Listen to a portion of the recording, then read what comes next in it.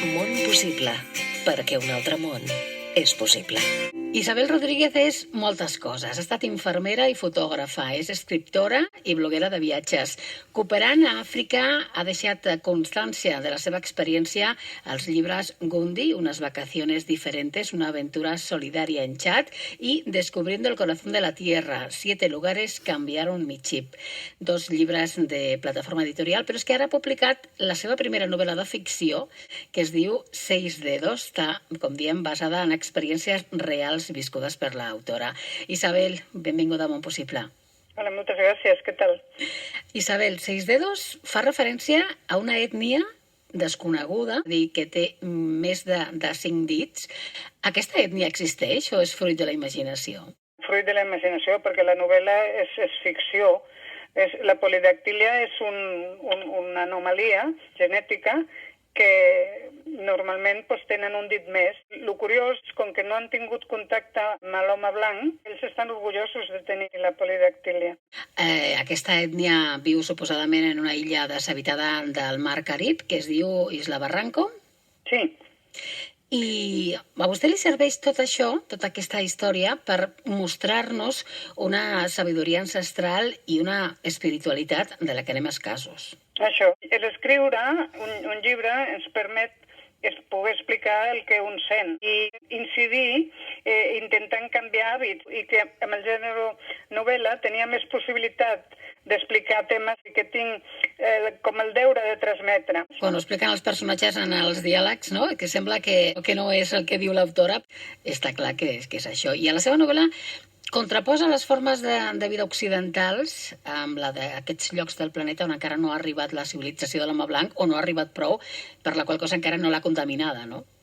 Sí, els protagonistes, quan van a aquesta illa, van amb la idea de començar de zero una vida nova, i van a fer una feina, perquè són submarinistes, van a trobar uns peixos que estan en període d'extinció, i la sorpresa és que quan arriben a aquesta illa pensant que no hi haurà ningú, es troben aquesta ètnia que de fet viuen amagats de l'home blanc. En coves, oi?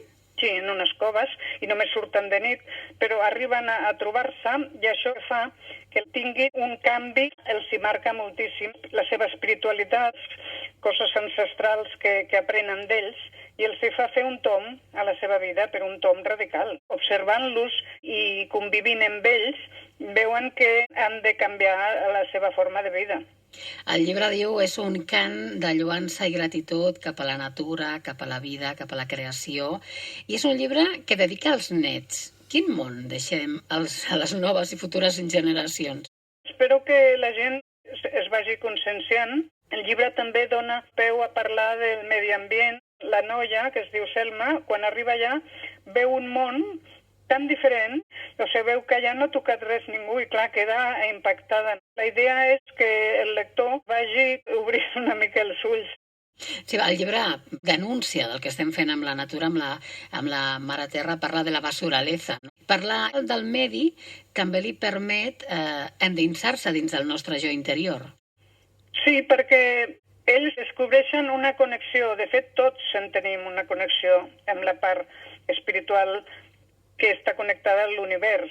La natura també és una part important. Ells fan aquesta connexió amb la natura perquè aprenen d'aquests sers integrats amb els 4 elements. I, clar, és una experiència molt enriquidora que els hi fa tenir el compromís de, quan tornin, explicar el món i com ha de ser la vida.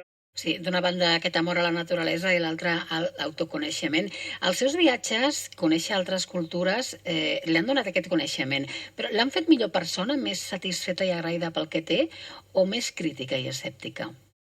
Sempre he estat molt agraïda a la vida, molt arrelada a la natura, i enamorada de lo que és la connexió amb la natura, i sempre estic agraïda.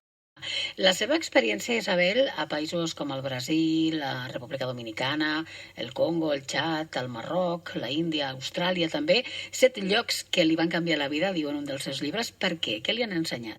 En aquest llibre el que volia fer veure és que no cal, per fer cooperació, treballant en un hospital. Quan vas de viatge també et pots fer cooperació, perquè si tu tens els ulls oberts i deixes fluir, sempre passen coses. Hi ha viatges que tu pots anar com turista i, si vols, et pots involucrar. Sempre estan oberta a deixar fer, a deixar fluir. I anar sempre amb els ulls molt oberts i no mirar cap a una altra banda. Els personatges del seu llibre viuen una transformació personal. El món tal com el coneixíem ha canviat ara per culpa de la pandèmia. Quines lliçons li sembla que podem aprendre per també fer una transformació personal que segurament ens fa falta, no només a nivell individual, sinó com a comunitat? El que ens fa falta és ser més tolerants. Ens fa falta escoltar l'altre. No voler imposar sempre que volem nosaltres, veure què és el que necessita l'altre, escoltar, ajudar d'aquesta manera. A vegades escoltant només ja s'ajuda tant, perquè la gent té molta necessitat de parlar. És veritat, una petita cosa és escoltar. I per fer un petit canvi tenim que saber l'opinió de molta gent. No podem imposar el que a nosaltres ens sembla que és el bo. La novel·la tracta diferents temes, parla de la corrupció, parla de l'egoisme de les persones, parla de la moralitat i deixa entreveure doncs, l'esperança, no? Les coses poden canviar si ens comprometem, no? Si volem canviar-les. Sí, la intenció de la novel·la és plasmar, així resumint, la necessitat de l'home de descobrir el seu jo intern, la seva faceta espiritual. Quan ho descobreix, fa un canvi. I és quan es dona compte de que és un ser espiritual, que no només és carn i ossos, i es centra en escoltar la veu de la seva consciència, quan troba el seu jo interior. Selma i Víctor, en aquesta novel·la, s'han trobat a si mateixos i han trobat aquest ser espiritual gràcies a haver vist una ètnia que són completament incivilitzats, entre cometes, però tan plens de saviesa i tan plens de l'esperit i tanta bondat. És com veure un exemple en el que es volen reflexar. Es fan un propòsit de fer un canvi. De fet, ahir ja el fan, el canvi de vida. I el propòsit és un compromís per quan tornin a Catalunya, explicar a tothom que hem de canviar de vida, que hem de fer, com hem d'ajudar al medi ambient, etc. Totes les coses que han anat absorbint a Isla Barranco.